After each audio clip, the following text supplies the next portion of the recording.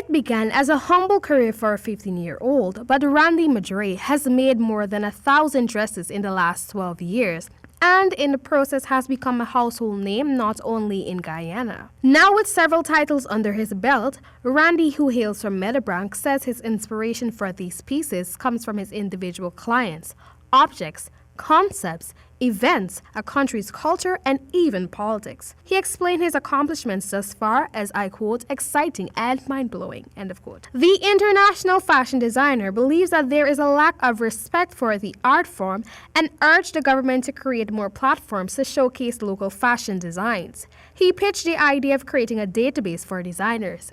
A database that includes all artists, all fashion designers, all costume builders, a database which can be accessed maybe through the Ministry of Culture or the Ministry of Culture website or something of this sort. This gives you easy access and you get to know who is in and who's out and all of that. On top of that, for example, Carifesta is pretty much in full swing. And I didn't even know that there was a Carifesta audition for designers. And for me, that was troublesome because that should have been something that was advertised. That should have been something that should have been booming all over the place. Maybe I missed it, but I still feel that a lot more could have been done to have more people involved in that process. When Randy isn't designing dresses, he spends his time coaching women to feel and look confident not only in his dresses, but in all other aspects of their individual lives. In the past, Madray has worked with many Guyanese pageant queens with the aim of making them true ambassadors and representations of their country on the global stage with his guiding hand and advice. He stresses that he not only builds bond but lifelong friendships through his dresses.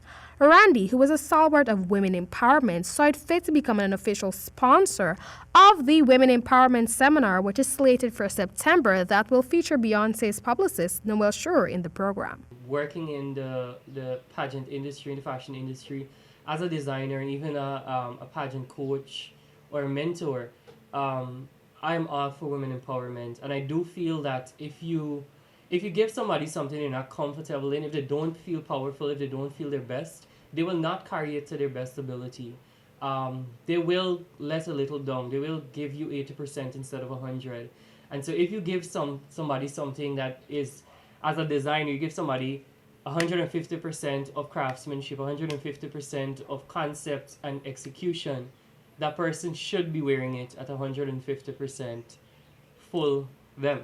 The 26-year-old was the franchise owner of the Miss Black Sand Caribbean pageant, Guyana, and under his reign, Zamira Kippings and Fadia King brought the crowns home to Guyana in 2017 and 2018.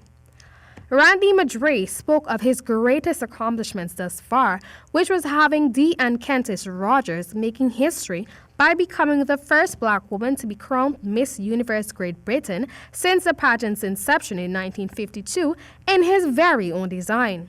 Kentis Rogers then graced the Miss Universe stage once again, sporting a Randy Madray dress which copped the title of Best Dress by Missology. Miss Black Sand 2017 and 2018 Zamira Kippings and Fadia King respectively both won their pageants in Randy Madray gowns.